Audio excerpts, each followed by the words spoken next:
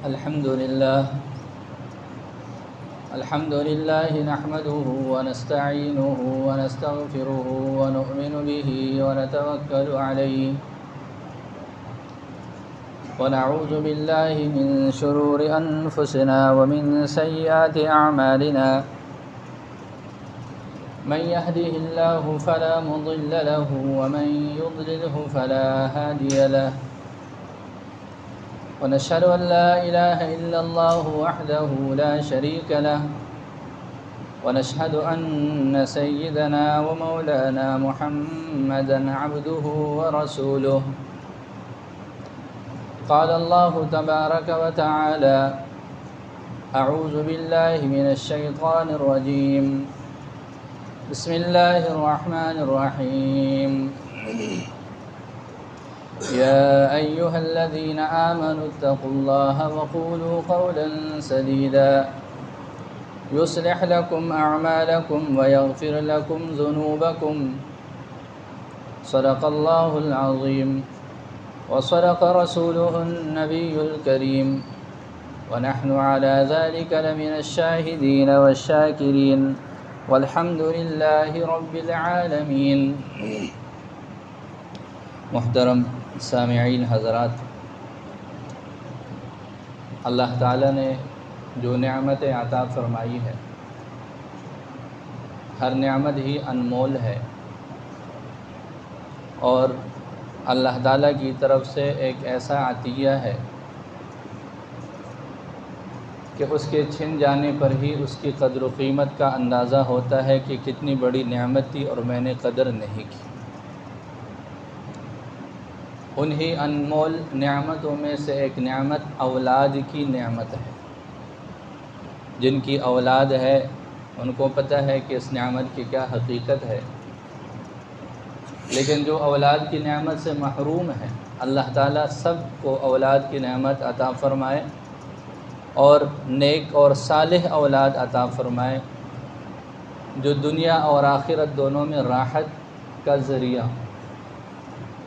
تو جن کے ہاں اولاد نہیں ہے ان کی زندگی ایسے بے رونق ہے، بے شک ان کے پاس سب کچھ ہے، لیکن ان کی زندگی ایک ایسے ادھورے پن میں ہے جس کو کسی اور نعمت سے مکمل نہیں کیا جا سکتا۔ اولاد بچپن میں جب وہ چھوٹی ہوتی ہے اس کی وجہ سے انسان کا ہر غم بھول جاتا ہے، ہر پریشانی، ہر دکھ، ہر تکلیف ختم ہو جاتی ہے جب ان کا مسکراتا ہوا چہرہ سامنے آتا ہے۔ گھر میں جتنا بھی باہر سے انسان تھکا ہوا ہو، پریشانی کی حالت میں ہو، دکھ اور درد کی زندگی، اس کی باہر کی مشکلات کی زندگی گزری ہو، لیکن جب وہ گھر آتا ہے، اپنے بچوں کو دیکھتا ہے، ان کی ہنسی کو دیکھتا ہے، ان کے مسکرانوں کو دیکھتا ہے، تو وہ ساری کی ساری تھکاوٹ پہلی نظر میں ہی ختم ہو جاتی ہے۔ اسی طرح یہ اولاد انسان کی زندگی کے آخری عمر کے لیے بھی سہارا ہوتی ہے کہ آخری عمر میں اگر اولاد نیک ہو، صالح ہو، فرمانبردار ہو، والدین کی اطاعت کرنے والے ہوں، تو والدین کی جو آخری زندگی ہوتی ہے، بڑھاپے کی زندگی ہوتی ہے، وہ بڑے سکون سے گزر جاتی ہے۔ مرنا تو ہر بندے نے، اگر انبیاء علیہم السلام کو بقا نہیں ہے تو کسی کو بھی بقا نہیں، لیکن موت ایسی حالت میں آئے کہ انسان اپنی زندگی پہ تنگ نہ ہو، یہ اللہ تعالیٰ کی بہت بڑی نعمت ہے۔ بڑھاپا آ جاتا ہے، اولاد ساتھ چھوڑ دیتی ہے، انسان اپنی پوری زندگی کو ان محنتوں کو دیکھتا ہے اور اولاد کے رویے کو آخر میں دیکھتا ہے، تو ہر لمحہ اس والد اور والدہ کی موت ہوتی ہے۔ وہ یہی دعا کرتے ہیں، یا اللہ موت آ جائے، یہ دن جو ہمیں دیکھنا پڑ رہا ہے ہم مزید نہ دیکھیں۔ لیکن اگر اولاد کی نعمت اچھی ہو، نیک ہو، صالح ہو، سعادت کی زندگی ہوتی ہے، خوشیوں کی زندگی ہوتی ہے، اور ایسی حالت میں انسان کو موت آ رہی ہوتی ہے کہ وہ بڑی خوشی سے اس دنیا سے تمام محنتوں، تمام مشقتوں کے بعد وہ چل بستے ہیں۔ تو اولاد یہ ایک نعمت ہے۔ یا ایھا الذین آمنوا ان من ازواجکم و اولادکم عدوا لکم فاحذروہم۔ قرآن پاک کی بڑی عجیب آیت ہے کہ اے ایمان والو، یہ جو آپ کے بیوی بچے ہیں یہ آپ کے دشمن ہیں، ان سے بچ کے رہو۔ فاحذروہم، ان سے اپنے آپ کو بچا کے رکھو۔ تو وہ نعمت ہے، لیکن جب یہ نعمت دشمنی میں بدل جائے، دشمن میں بدل جائے، تو پھر اس سے بڑی اذیت والی کوئی بات نہیں ہوتی۔ تو نعمت ہی رہے اولاد کی، اس میں والدین کو بہت بڑا دخل ہے، بہت بڑا کردار ہے کہ یہ میری اولاد میرے لیے نعمت ہے یا میرے ساتھ ان کی دشمنی بنے گی، اور جس کو قرآن نے دشمن کہا ہے یہ وہ والے دشمن بنیں گے۔ اس میں والدین کی تربیت کا بہت بڑا اثر، والدین کا بہت بڑا کردار ہے۔ اس وجہ سے ہر والد اور والدہ کے ذمہ یہ لازم اور ضروری ہے کہ اپنے اولاد کی تربیت کریں۔ تربیت کی ایک ظاہری صورت ہے اور ایک باطنی صورت ہے۔ ظاہری صورت یہ ہے کہ بچوں کو اچھے کپڑے دلوائے، اچھا کھانا دیا، اچھا ٹھکانہ دیا، ان کی ضروریات پوری کی، اچھی جگہ سے تعلیم دلوائی، ان کو اس لائق بنایا کہ اب وہ خود اپنی زندگی بڑے بہترین طریقے سے گزار سکتے ہوں۔ یہ ظاہری تربیت ہے۔ لیکن قرآن پاک نے فرمایا یا ایھا الذین آمنوا قوا انفسکم واہلیکم نارا، اے ایمان والو اپنے آپ کو اور اپنے اہل و عیال کو جہنم کی آگ سے بچاؤ۔ علیہا ملائکۃ غلاظ شداد، بڑے سخت لفظ ہیں یہاں پر۔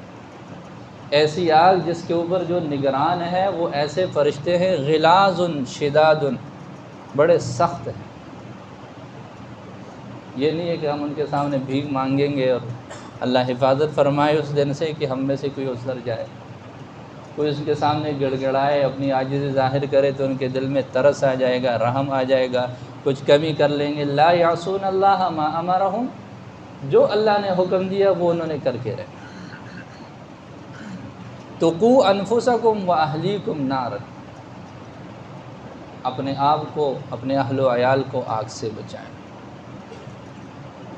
حضرت علی رضی اللہ تعالیٰ عنہ سے منقول ہے اس آیت کی تفسیر میں کہ علموہم وادبوہم، اولاد کو تعلیم دیں اور اولاد کو ادب سکھائیں۔ رسول اللہ صلی اللہ علیہ وسلم نے بہت ساری احادیث مبارکہ میں اولاد کے وہ تمام حقوق ذکر فرمائے، اور یہ نہیں کہ صرف مختصر سا، شروع سے لے کر آخر تک۔ پیدائش کے وقت کے کیا حقوق ہے، پیدائش کے بعد کے کیا حقوق ہے، نوجوانی میں کیا حقوق ہیں، بعد میں کیا حقوق ہیں، یہ تمام حقوق بتائے گئے، جن سے ان کی جو باطنی تربیت ہے وہ تربیت ہوتی ہے۔ اولاد کو اگر صرف دنیاوی تعلیم دے دی جائے، مہنگے سے مہنگے اسکولوں میں ان کو پڑھایا جائے، ان کو یہ تو اچھی طرح آ جاتا ہے کہ کمانا کیسے، زندگی سکون سے کیسے گزارنے ہے دنیاوی آسائشوں کو دیکھ کر، لیکن ان کو یہ نہیں آئے گا کہ ہم اپنی باطن کو کیسے صاف کریں۔ حقیقی طور پر جو صفائی ستھرائی ہے اس کا نہیں پتہ، حقیقی جو حسن ہے ہم نے ان کو اس سے محروم رکھا۔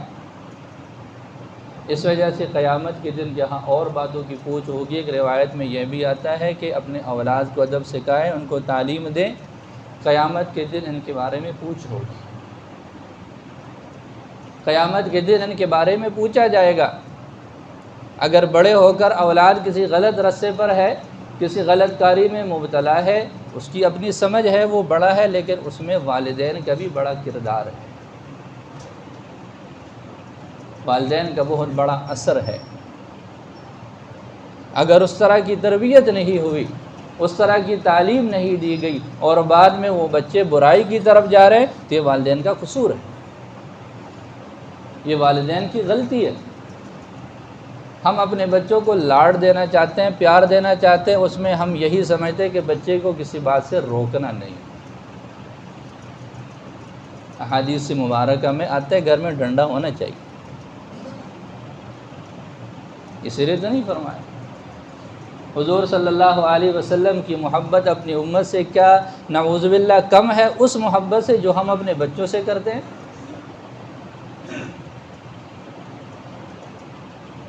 ہرگز ایسے نہیں، لیکن حضور علیہ السلام کی تعلیمات میں ساری باتیں آتی ہیں۔ گھر میں عصا ہونی چاہیے، ڈنڈا ہونا چاہیے، والد کی پکڑ ہونی چاہیے،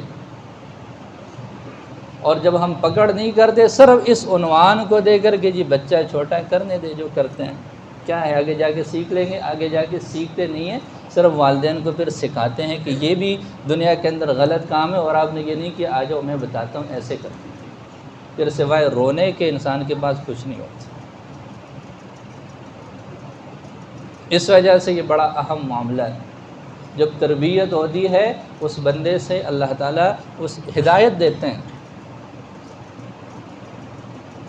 حضرت معین الدین اجمیری رحمۃ اللہ علیہ بہت بڑے بزرگ گزرے ہیں، لاکھوں انسانوں کی ہدایت کا سبب بنے۔ بعض لوگوں نے ان کے بارے میں 90 لاکھ تک لکھا ہے کہ ان کے ہاتھ پر لوگوں نے اسلام قبول کیا۔ ایک دن اپنی والدہ کے پاس بیٹھے ہوئے تھے، تذکرہ چل رہا تھا، یہ باتیں چل رہی تھی، وہاں پر اتنے لوگ مسلمان ہو گئے، اتنے لوگ مسلمان ہو گئے، تو والدہ نے فرمایا بیٹا آپ کا کمال نہیں ہے، جتنا بھی عرصہ میں نے دودھ پلایا کبھی بغیر وضو کے دودھ نہیں پلایا۔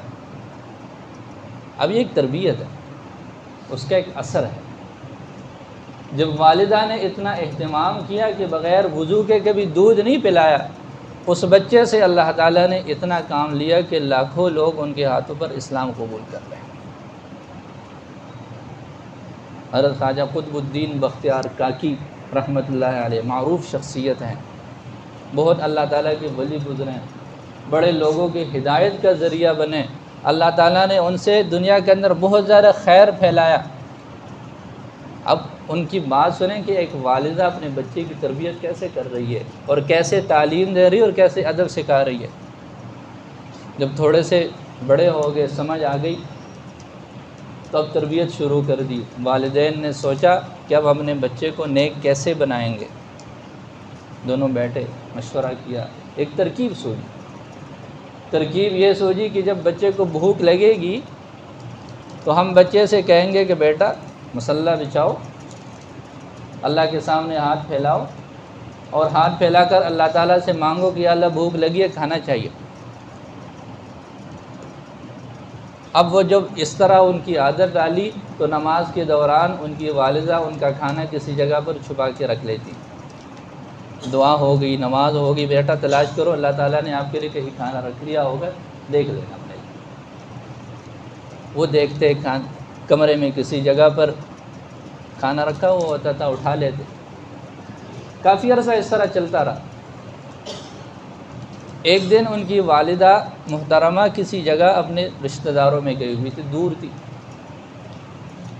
کھانے کا ٹائم آ گیا، یہ بڑے ہو گئے تھے، مدرسے جاتے تھے، مدرسے سے واپسی پر آ کر ظاہر ہے بچوں نے کھانا تو مانگنا ہوتا ہے، والدہ صاحبہ گھر پہ موجود نہیں تھی۔ بہت زیادہ فکر پڑ گئی کہ اتنے عرصے سے جو ہم محنت کر رہے ہیں کہیں ایسے نہ ہو کہ وہ ہماری محنت ضائع چلی جائے، ایسا نہ ہو کہ آج جو آئے ہوں اور اس طرح جو ہے وہ نماز پڑھی ہو، دعا کی ہو، ہم نے تو کھانا رکھا نہیں ہے، ایسا نہ ہو کہ کھانا نہ ملے تو سارا بھرم ٹوٹ جائے گا۔ دور تھی، بہت تیزی سے آئی، اسی طرح کھانا رکھا ایک جگہ پر چھپا کر، دیکھا کہ بیٹا بڑی آرام سے سو رہا ہے، اٹھایا، بیٹا بھوک تو بہت لگی ہوگی، چلو نماز پڑھے، دعا کرے اللہ تعالیٰ سے کہ اللہ تعالیٰ کھانا دے دیں گے۔ فرمایا نہیں امی تو میں نے تو کھانا کھا لیا۔ اسی طرح کیا میں نے، مدرسے سے آیا، بڑی بھوک لگی تھی، نماز پڑھی، نماز پڑھنے کے بعد دعا کی، اللہ مدرسے سے آیا ہوں، بڑی بھوک لگی ہے، کھانا چاہیے، کھانا دے دے۔ اسی طرح نماز پڑھی، اللہ تعالیٰ سے دعا مانگی، گھر جا کے دیکھا تو ایک جگہ پر کھانا رکھا ہوا تو اٹھا لیا، کھا لیا۔ لیکن اب مجھے ایک بات تھی، وہ یہ ہے کہ آج جو کھانا تھا نا اس کا مزہ بڑا ذائقے دار، بڑا مزیدار کھانا تھا، پہلے اس طرح نہیں ملتا تھا جیسے آج ملا۔ یہ تربیت ہو رہی ہے بچوں کی۔ ان لوگوں سے اللہ تعالیٰ نے پھر دین کی خدمت کتنی لی، ان لوگوں کو اللہ تعالیٰ نے کتنا جو ہے وہ کمال عطا فرمایا، اور کتنا ان لوگوں سے اللہ تعالیٰ نے خیر لوگوں کے اندر جو ہے وہ پہنچایا۔ ہم اپنے بچوں کو بڑا تو کر لیتے ہیں، اچھی خاصی تعلیم بھی دلوا دیتے ہیں، باہر ممالک میں بھی ان کو خرچہ دے کر جو ہے وہ تعلیم کروا لیتے ہیں، لیکن ہم میں سے بہت معذرت کے ساتھ ہم جو حضرات بیٹھے ہوئے ہیں، کیا ہم یہ یقین سے کہہ سکتے ہیں کہ اگر آج میں مر گیا تو میرا بیٹا جب نماز جنازہ کے لیے کھڑا ہوگا وہ میرے میت پر نماز جنازہ ٹھیک سے پڑھ سکے گا؟ تو سوچ کی بات ہے نا۔ جس بچے کے لیے اپنی زندگی داؤ پہ لگائی ہوئی ہے، اپنا خون، اپنا پسینہ، اپنی محنت، اپنی ہر خوشی اپنی اولاد کے لیے ہم نے صرف کر دی، یہی تو زندگی کا اثاثہ ہم سمجھتے ہیں، اپنا بچوں کے لیے تو سب کچھ کرنا ہے ہم نے۔ تو کیا مجھے اپنے بیٹے پر اتنا اعتبار ہے کہ اگر آج میری موت ہوتی ہے، میرا بچہ میرے جنازے پر کھڑے ہو کر وہ لوگوں کی دیکھا دیکھی صرف ہاتھ کھڑا اٹھائے گا اوپر کو، یا وہ جنازہ بھی ٹھیک طریقے سے پڑھ سکے؟ جبکہ میرا بیٹا ایک اعلیٰ تعلیم یافتہ بندہ ہے جس پر میں نے شاید کروڑوں تک خرچہ کیا ہے صرف تعلیم کے لیے۔ تو ہمارے معاشرے میں، ہماری زندگیوں میں ایک بہت بڑی کمی کہ ہم ظاہری تربیت کرتے ہیں، لیکن یہ ہے کہ ہم باطنی تربیت اپنے بچوں کی نہیں کرتے، اور اس کی وجہ سے ہم دنیا کے اندر ہی اس کے ثمرات ہمیں ملنا شروع ہو جاتے ہیں۔ والد کو پیسہ کمانے کی مشین سمجھا ہوا ہوتا ہے، جب تک وہ کما رہا ہوتا ہے تو وہ سمجھتا ہے کہ والد کا ہاتھ میرے سر پر ہے، جیسے کمانے کی ترتیب ختم، والد کی حیثیت ختم۔ اب وہ بیچاروں کی کیا زندگی ہوتی ہے۔ شاید ہمارے معاشرے میں بہت سارے ایسے بڑوں کو ہم دیکھ رہے ہوتے ہیں، یہ اور کچھ نہیں ہے، یقین کریں، یہ صرف اس باطنی تربیت کی کمی ہے جو ہم نے بچپن میں اپنے بچوں کی نہیں کی۔ علماء کے پاس اپنے بچوں کو بٹھائیں، دین کی سمجھ دیں۔ صحابہ کرام، پچھلے جو میں جیسے بات ہوئی تھی، ہم نے اپنے آپ کو اور صحابہ کرام سے محروم کر کے رکھا ہوا ہے۔ صحابہ کرام کے واقعات ان کو سنائیں گے ہم، کیسے ان کا معاملہ تھا، ان کے بچوں کا معاملہ تھا، ان کا اپنے بچوں کے ساتھ معاملہ تھا، کیسے وہ تربیت کریں گے، وہ تذکرے کریں گے۔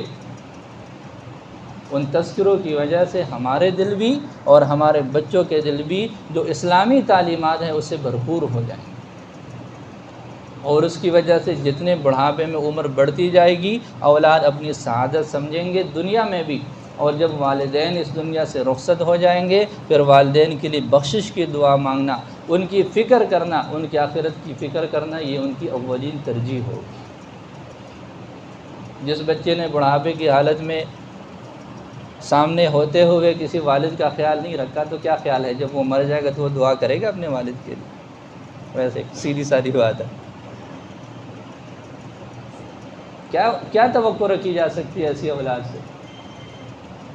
تو اس وجہ سے یہ بہت اہم معاملہ ہم اپنے گھر میں دیکھیں، اپنے بچوں کو دیکھیں، اپنی بچیوں کو دیکھیں، ہم ان کی تعلیم اور تربیت کا خاص اہتمام رکھیں، علماء کی مجلس کے ساتھ ان کو جوڑیں، صحابہ کرام کی زندگیوں کے ساتھ ان کو جوڑیں، اسلامی تعلیمات کے ساتھ ان کو جوڑیں۔ انشاءاللہ اللہ تعالیٰ سے بہت امید ہے، بلکہ یقین ہے، اللہ پہ یہ پختہ عقیدہ ہے کہ ایسے بچے کبھی ضائع نہیں ہوں، ایسے والدین کو کبھی آخر عمر میں پریشانی نہیں ہوگی، اور نہ ہی بڑھاپے کے بعد اور نہ ہی موت کے بعد۔ روایات میں آتا ہے کہ جی ایک آدمی کے درجات بہت بلند کر لیے جاتے ہیں، اتنے بلند کیے جاتے ہیں کہ اس کو بھی امید نہیں ہوتی کہ یا اللہ یہ اتنے درجات کی بلندی، میرے تو کوئی اعمال ایسے نہیں ہے۔ فرمایا کہ آپ کے بچوں نے آپ کے لیے استغفار کیا، تو یہ استغفار بچے ہماری موت کے بعد تبھی کریں گے جب ہم ان کو دنیا میں سکھائیں گے۔ اللہ تعالی ہم سب کو اس پر عمل کرنے کی توفیق عطا فرمائے۔ وآخر دعوانا الحمدللہ۔